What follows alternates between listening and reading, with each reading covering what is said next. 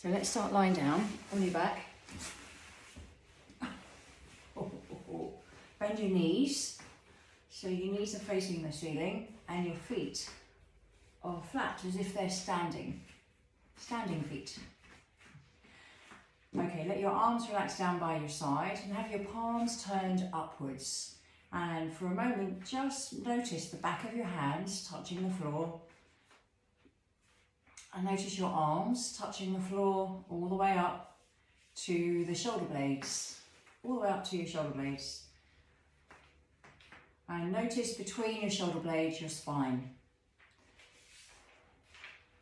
So allow your shoulder blades to feel as if they are just kissing your spine and then release them.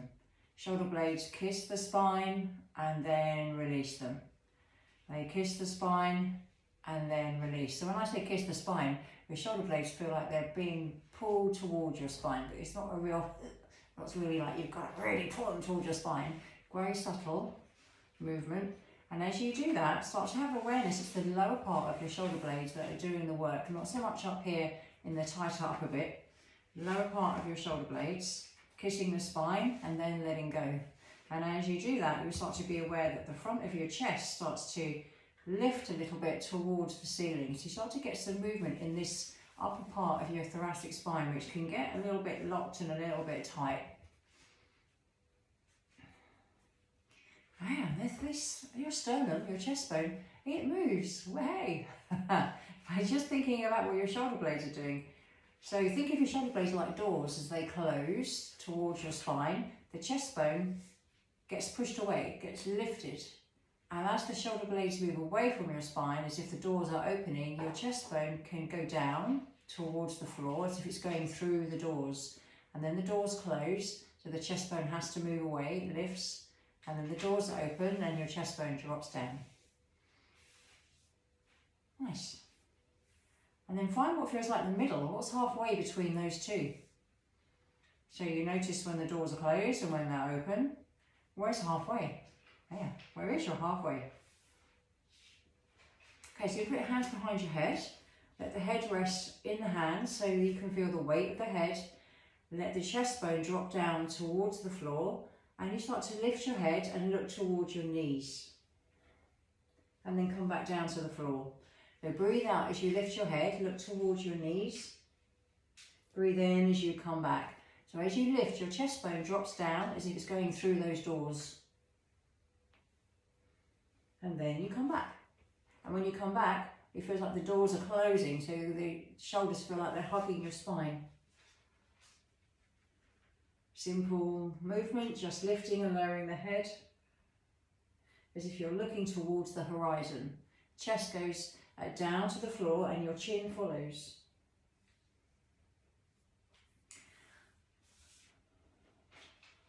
And then we're going to add a rotation. So next time you come up, you're going to twist towards the right knee as if you're going towards the outside of the knee. And then you come back and then you change towards the left side. And then you come back. So as you go towards the right side, you'll notice more weight on the right shoulder blade. You come back to the middle and then go to the left, more weight on the left shoulder blade. And then you come back to the middle. So nothing's changing in the pelvis, your feet stay the same. And you're going to take your right hand out away from underneath your head and reach for the outside of your right ankle. And then come back, put the hand back behind the head, left hand goes down towards the outside of your left ankle and then come back. Breathe out as you go. Breathe in as you come back. Left side, breathe out as you go. Breathe in as you come back, one more on each side. To the left. And then come back and release the hands, let the head come down, let your arms come back down to the floor so the palms are facing upwards. Now let your lower back flatten down into the floor, your rib cage drops and you start to lift your tailbone, lift your sacrum, lift your ribs, and then you start to feel that you are on your shoulder blades. And you come back down with your chin stays down towards your throat. Let the chest bone drop down to the floor as if it's going through those doors, and then your ribs drop, your lower back, the top of your pelvis, and then your tailbone. And then you're ready to come back up. So as you come back, notice the front of your pelvis, your pubic bone starts to move towards your ribs. And when you lift, your hip bones are level, hopefully. They might not be, and then come back down. And if they're not, that's okay. You're just being aware, just observing what your hip bones are doing. Maybe you've got one side of your hip that's tighter than the other, and it might be leading more. So as you come back up, you might have more awareness of that. Might be for the first time, you've just been aware that one of your hip bones feels a little bit higher than the other one. Maybe you stand like that. Maybe you stand, or maybe you sit with more rotation on one side, and one hip feels higher, or one hip feels like it's rolled round more. So bring your attention to your feet as you do this movement. So you're just carrying on, lifting the pelvis, lifting the spine, lifting your ribs. Can you feel that you're just gently pressing your feet down as if they're going through the floor? Chin stays down towards your throat. So your toes are relaxed. You'll try to be aware that your big toe is not grabbing at the ground. Lots to think about. Okay, so you're going to stay up there on the next one because you're going to bring your arms up with you. So next time you lift your pelvis, let the arms lift. And you're going to stay here as one arm goes down behind you and one arm comes down by the hip, as if you're trying to reach for your heel, and then change sides. Ooh, and then change sides. Keep the chin towards your throat. Keep the hips the same. Last one on the other side. Let the other arm stay back though. Let's have both arms back, and then come down with your chest bone, your lower ribs, the back of your pelvis. Oh my goodness. Yep, and then your tailbone comes down, and then your arms come down as well. Roll over onto your side. Rest your forehead, the side of your head, not your forehead, the side of your head. Your forehead's going to be facing forward, and you can use that as a really good guide as to where you're looking. If your forehead's facing the ceiling, you might be overworking that part of your neck. So looking straight ahead of you, you're going to bend your knees, keep your feet together as you lift and lower your top knee. Keep the top hip bone facing forward. And you'll know if it's rolled back because you'll start to bring your shoulder back.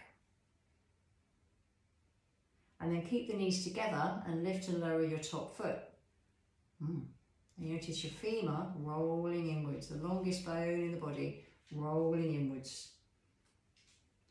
And then keep the bottom leg bent, stretch the top leg away from you and lift and lower your top leg.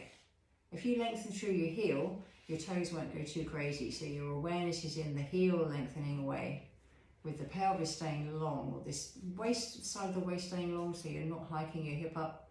And can you kick forward and come back? Can you kick forward and come back? Can you do one more without falling over? And then come back over onto your back, bend your knees again. Let your palms face the ceiling again. Keep the chin down towards your throat. Pick up one foot, place it back down, change feet. Breathe in as you lift, and breathe out as it comes back down.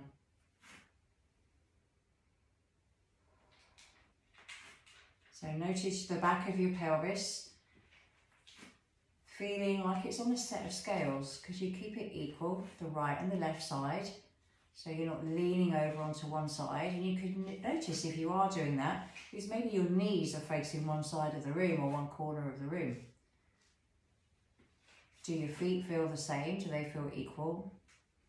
When you place the feet down, do they feel the same? So if your feet tend to roll out, your knee's going to go with it. And then rest, roll yourself over onto the other side. Rest your head, so you're looking straight ahead of you. Feet are together, lift and lower your top knee.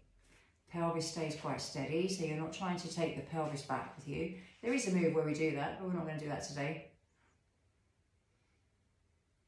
And then we're going to keep the knees together and lift and lower the top foot, as if the top ankle wants to kiss the ceiling. And you notice how that changes the position of your femur inside your pelvis, getting some movement in your hips. And then stretch the top leg away and lift and lower the straight leg. Lengthen through your heels so your big toe isn't going crazy. And then kick the leg forward and take it back.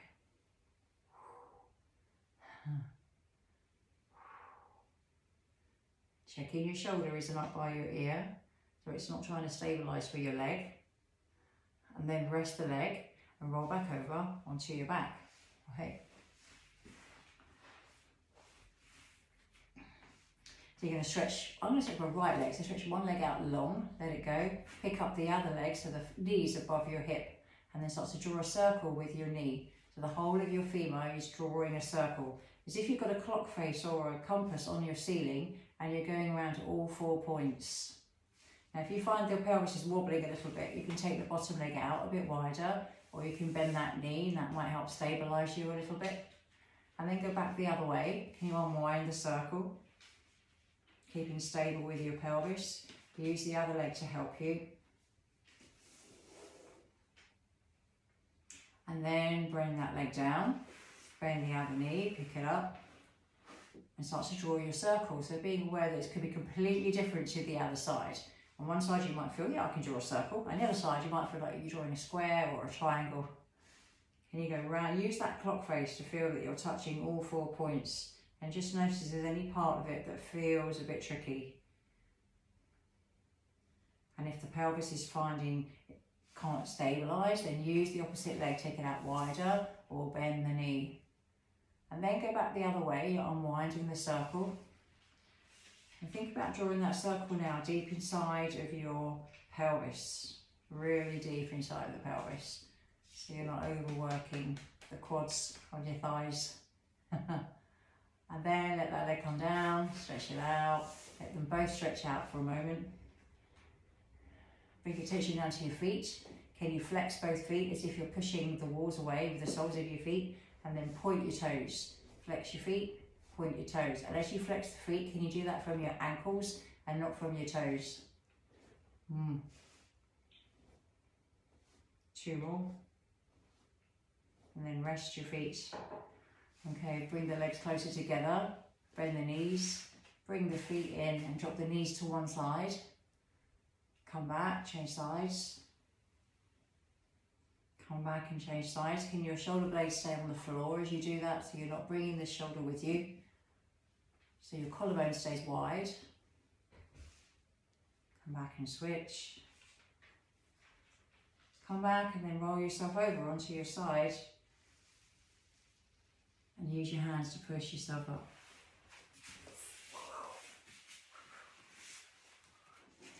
Good practice. Thank you for joining me.